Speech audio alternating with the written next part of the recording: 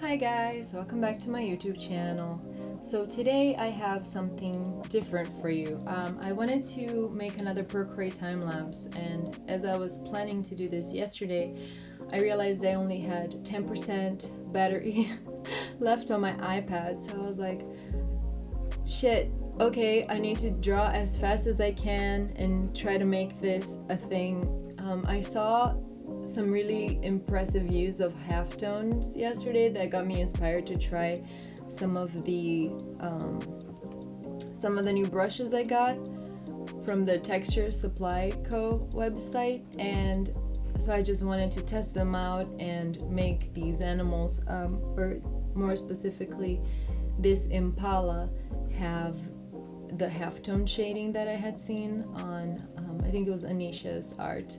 I'll put a link to her Instagram down in the description below. Anywho, first things first, why do I have to specify that I want an animal impala when I type impala? I guess yes, it's a car, but shouldn't the animal be the first search answer because it came before the car? That peeved me just a little bit. Anyways, let's get back to the art. So as you can see, I started with very fluid and loose motion lines, and then I reduced the opacity of that layer and drew again on top with more of the structure on top. This whole piece from beginning to end took me 20 minutes, like exactly. I sped it up to 1.5 times here because I know sometimes everyone's attention span isn't all there, so I just wanted to make this as quick and easy as possible. I'm just using the 6B brush right now from the regular Procreate brush pack, and so I realized that my lines weren't so great there, and I decided to switch the arm around to match the reference a little bit better. This is like one of the best parts about digital art, is that you can just select things and change them and move them around. So if you have any kind of anxiety, which a lot of my friends do, they find that after getting an iPad and starting to use Procreate, they are a lot more prolific, because otherwise they'd be too scared to make mistakes with their drawings. So there really isn't a problem with that in this case.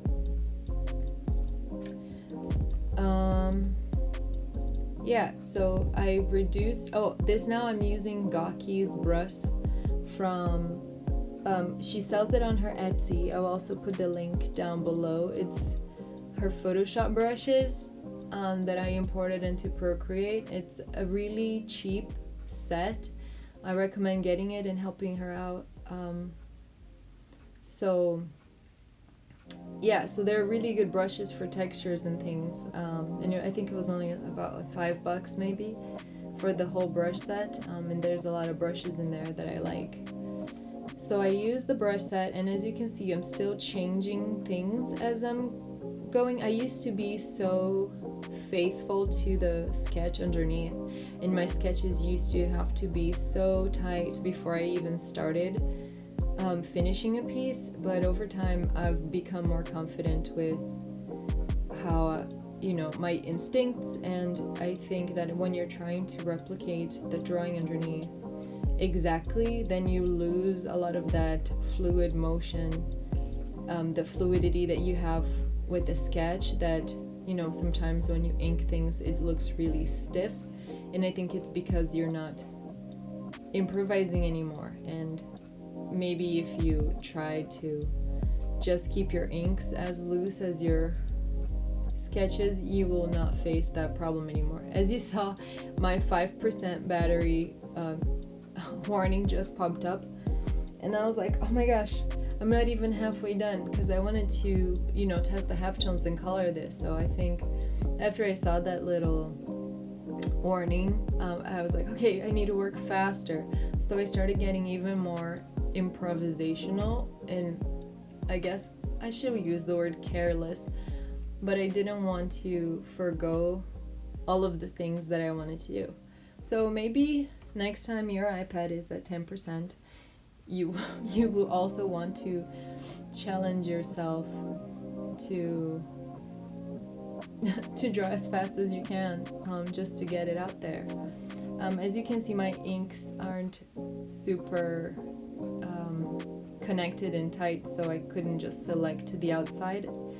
But from the reference that I was looking at, I saw where the shadows were. So I'm using the selection tool to select where the shadows were, just roughly. I can draw realism, but I'm really wanting to challenge myself to draw more illustratively.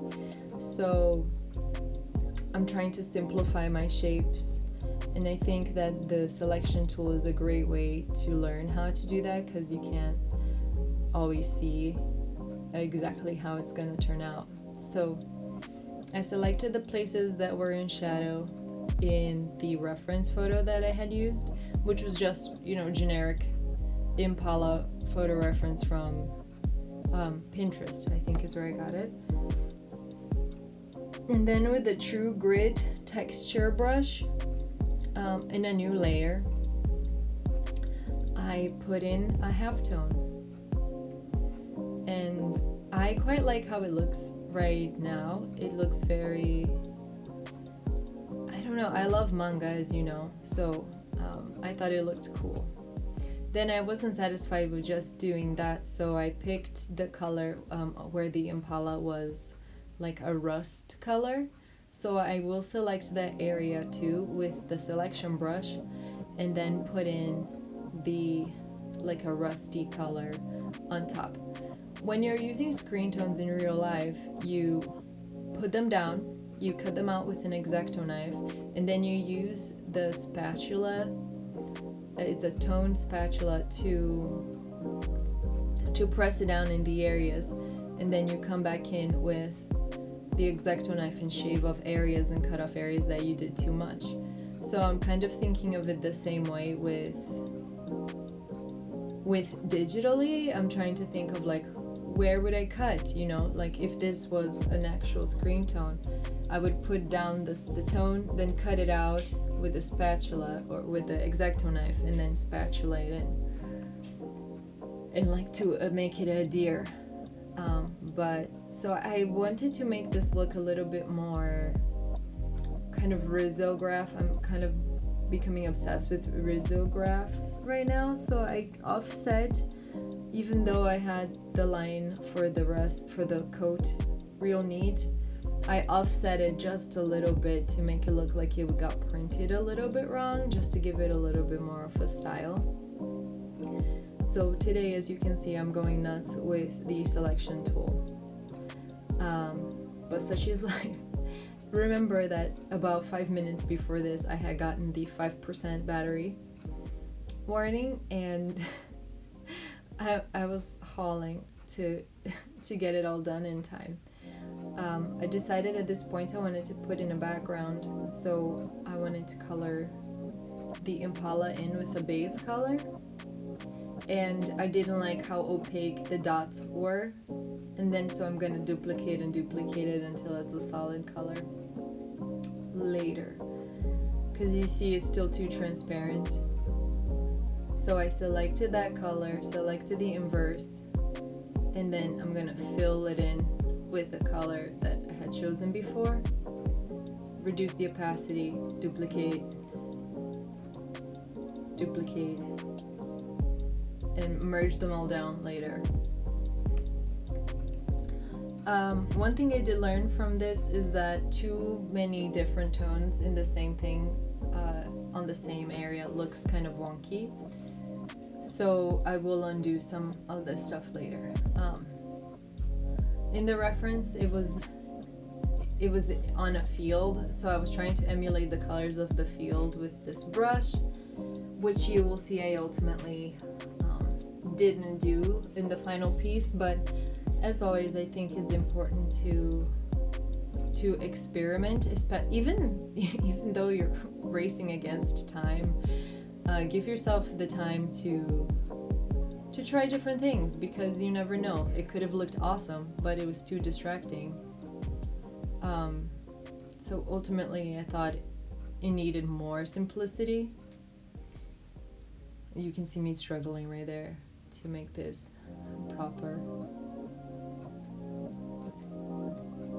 And then also, never be afraid to play with layer modes, because worst comes to worst, you just put it back to normal and you'll be fine. Like, no harm, no foul. Beauty of digital art. I'm gonna sneeze, hang on. Sorry, Bean was sitting on my desk yesterday, so I guess there's still a lot of her hairs around.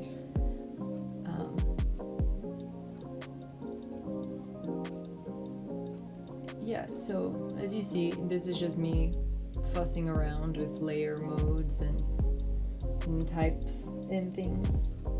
I realized that his right front paw wasn't filled in, so I'm gonna do that now with just a regular brush.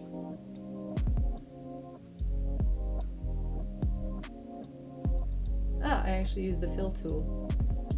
And now with the brush I will fix some of the parts of it where it's like right between the back legs there was supposed to be an empty area and I had accidentally colored it in. I decided to multiply the rust color in order to have it more vivid, to make it stand out from that awful background that I had. And then I was like looking through colors and trying to pick a nice color for the background. And then I like to, hang on, I forgot what I did here.